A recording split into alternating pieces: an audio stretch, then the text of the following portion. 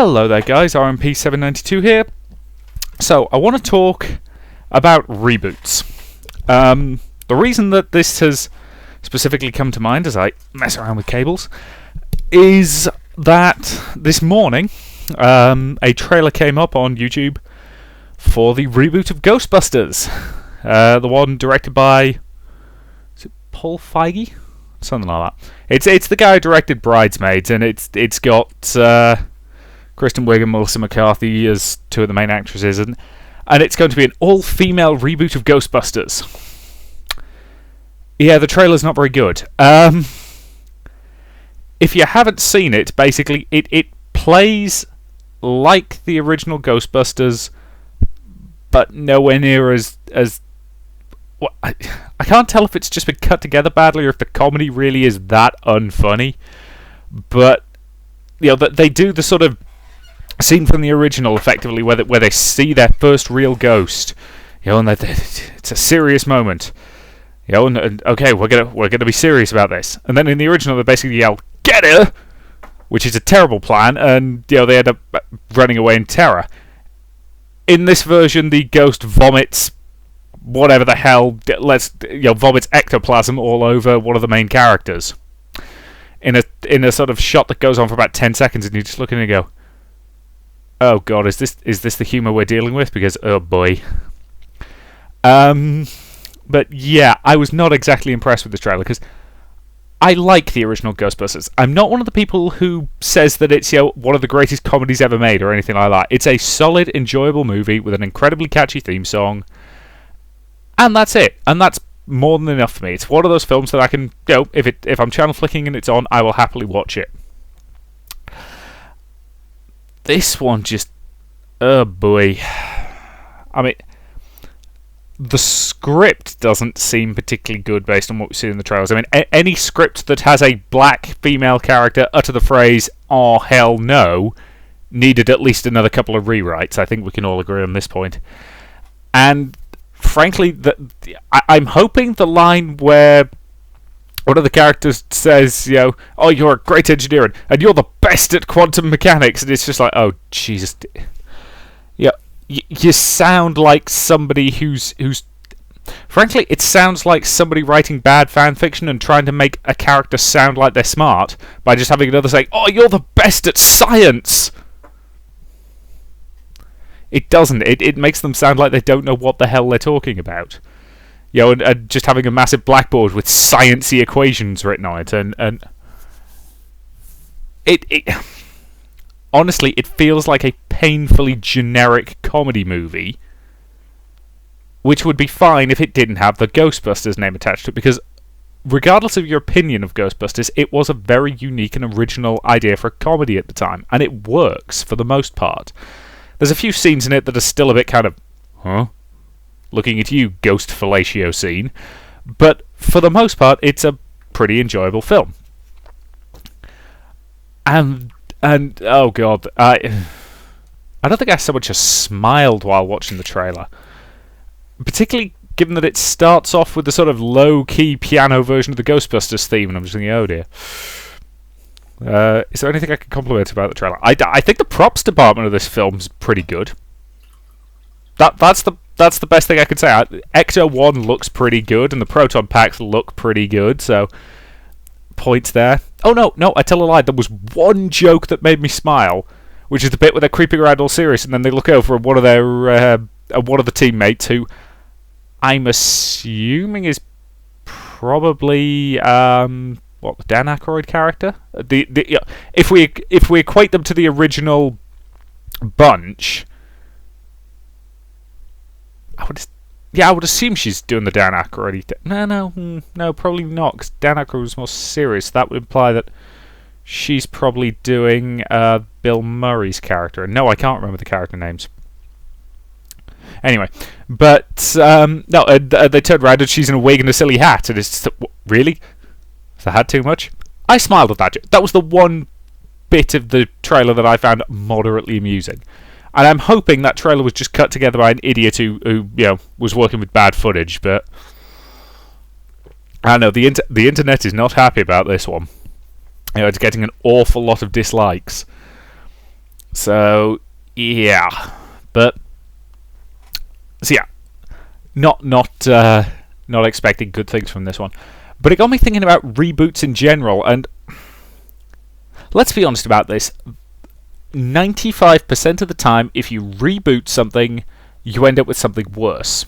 We've got the Total Recall reboot, which was pretty terrible. The RoboCop reboot, which was pretty terrible. So many reboots of things that are that had TV shows and are now getting film adaptations. Mostly terrible. Transformers movies, terrible, and I don't care how much money they make.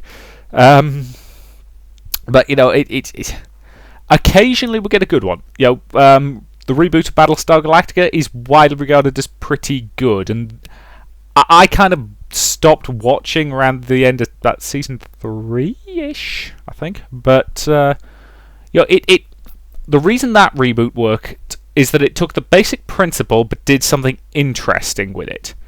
Rather than what was, to all intents and purposes, kind of a happy-go-lucky space adventure show, they basically went, well, no, let's look at the problems they would have. Let's look at the serious human issues they would have.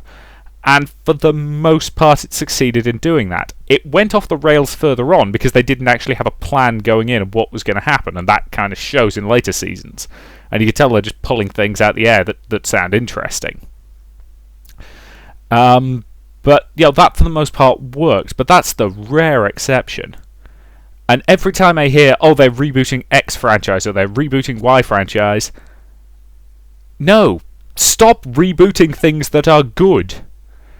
Here's the thing, with video games you can get away with it a lot more. Saying we're going to reboot XCOM makes sense because getting the original XCOM running is basically impossible. It's not impossible, it's just very, very difficult. So when Firaxis made the brand new XCOM a couple of years ago, that was good. That took the principles of the original, modernized it a bit, and for the most part, that was a good solid reboot. It works better with video games than it does with TV and movies, because with TV and movies, the original is still there. And my attitude to reboots is pretty simple. Don't reboot good things, because you're not going to improve on the original. The odds of you improving on the original are shockingly low, and frankly, trying is a bad idea. Maybe you'll get jammy, but you probably won't. And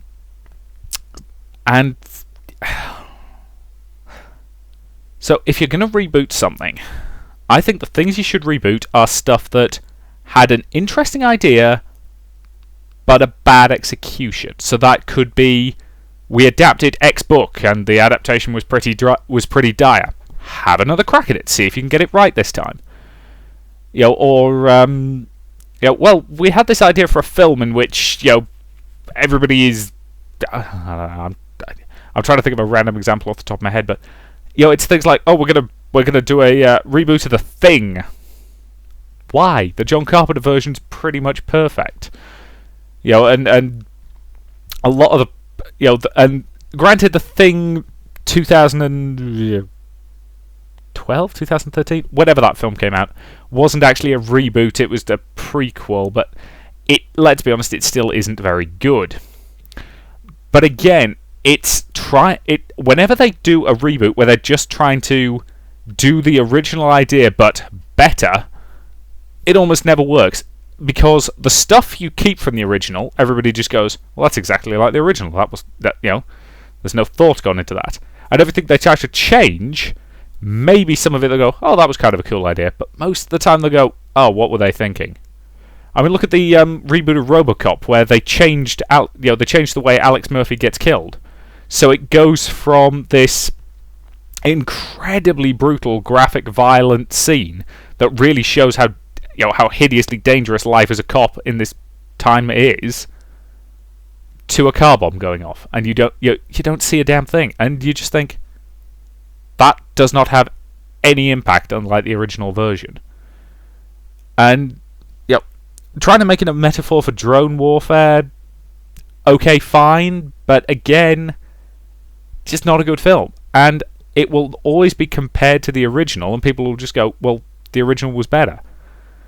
Because the original is there. As I say, Video games can get away with it a lot more, because getting old video games running can be very, very tricky. Whereas with films and TV and anything else, we'll always have the originals, unless it was a TV program made by the BBC, in which case, yikes. If you're not aware, the BBC basically did this big archive purge a couple of decades back, and among other things, they got rid of a lot of the early episodes of Doctor Who. So for the last couple of decades or so, they've been desperately trying to recap all of them, and they still don't have all of them. They've got quite a lot of them now, but there's still a whole lot of incomplete stories from the first couple of Doctors. But yeah, so unless you were a show made by the BBC before about 1970, 1975, then you've got a reasonable chance that it will be around. I won't say forever, because let's face it, the human race is going to go extinct sometime. Probably not sometime in the not too distant future, given the way we're treating our planet. I'm talking cosmologically speaking. Next couple of thousand years, unless we manage to really turn things around. Anyway, I'll get off that cheery topic. But yes, and so what was the other thing? Because whenever they talk about rebooting something, I invariably think, no. All you're doing is rebooting it for name recognition. You're hoping to basically cash in on people going, oh, I like that. That was good. Maybe I'd love to see more of that. But people almost always come out of it disappointed, and that hurts you in the long run. So things that might be interesting to do a reboot of. Automan. If you've never seen it, Automan was a very, very cheesy American show from the late 70s, early 80s, I think. That's basically about this superhero who is created by a computer. He's basically this hologram, and the explanation of how he is created is just so vague that it's not even worth mentioning. But it's got lots of cool ideas, like the fact that he has this little thing called cursor that follows him around and basically creates stuff for him because it draws it. So it creates him a car, which is clearly a Lamborghini. It's a modified Lambo, but it's pretty gorgeous. Or a helicopter or a plane or whatever the heck he needs. But of course, because it was made on an 80s budget and with 80s cheese, I'm not going to say it's a good show. It's a fun show. It only lasted 12, 13 episodes, because back then it cost an absolute bomb to make. Because whenever Cursor was flying around, even though he's just this little white light that sort of moves around, they had to animate him, frame by frame, pretty much manually, which took forever. And so obviously it didn't last very long because it cost a bomb, but it was a cute show, and you could do something interesting with it, especially if you... Because I'll freely admit, I'm a sucker for AI rights arguments. I love things that delve into the issue of, at what point does an AI become a living being? And I'd kind of be fascinated to see a show do that. But, that's a rare example of something that I think could work. But at the same time, you don't need the name recognition on something like that. The problem is that reboots always seem to just be trying to chase the zeitgeist, and reboots almost always come in 20 to 25 year cycles. And the reason for that is pretty simple. It's stuff that TV and film executives saw when they were young, and then they think, oh, that'd be really cool to have back. So, for example, another classic BBC science fiction serial, Blake 7, which was basically about this group of freedom fighters fighting against the tyrannical Federation. And I don't know if the guy who created it, Terry Nation, who was also the original creator of the Daleks, incidentally, I don't know if he named it the Federation just as a kind of poke at Star Trek, but yeah, it's kind of funny if you assume that they are the same Federation. But anyway, and the BBC a little while ago did a couple of radio drama, adaptations where they, gave it a whole new cast, and it was, to all intents and purposes, a radio reboot, and it got, what was it? It was 3 hour-and-a-half long episodes, and then they did a few specials that were sort of set in the universe. and some of those were quite interesting. And that was that was a different thing to do, and it was interesting. And honestly, would I be interested in seeing a reboot of Blake 7? Potentially. But again, you'd have to have an awful lot of talented people behind it, because at the end of the day, outmatching the original is difficult. Not impossible, because Blake 7 was very... It's classic British TV. In fact, it's classic sci-fi of all type from that era. It's very inconsistent. There are some episodes that are absolutely fantastic, and some that are really, really, really terrible. And say that with a few more reallys in the case of a couple of the episodes. But could you do something interesting with it? Yes. But again, you don't necessarily even need the name recognition. You take the basic principle of freedom fighters fighting against a authoritarian government, and you run with it. But it's one of those things, and I honestly don't think reboots are a good idea. In some cases they can work, but you've got to be incredibly lucky. And going back to what started this all, I do not have high hopes for this Ghostbusters film. The idea of doing it with an all-female cast is potentially interesting, but boy, is the comedy in the trailer bad. I mean, ugh. It is... Bits of it are almost kind of painful to watch. I mean, from the moment that it opens with the vomit gag, yeah, I was just thinking, oh, God, no. I mean, don't get me wrong, the original had humour like, what's his name? I'm completely blanking on the actor's name, even though I've already used it once in this vlog. How do I forget his name? Anyway, one of the main actors basically get the same one who was in Groundhog Day. You know the one I'm on about. Basically getting slimed. Yes, that is physical, gross out humour. But that wasn't the focus of the scene. In fact, it's yes, he's been slimed and it's kind of gross. But the real joke in that scene is how happy his friend is about it. And he's basically like, oh, get me, make sure I get a sample. That is the joke of that scene. Whereas the vomit gag is clearly just in there because vomit is funny, ha ha ha. So yeah, honestly, this Ghostbusters reboot looks like a painfully average subpar comedy. And yeah, and ultimately it will be compared unfavourably to the original. And I think that's going to screw it over in the long term, like it does pretty much every reboot. Still, I don't know. We'll see.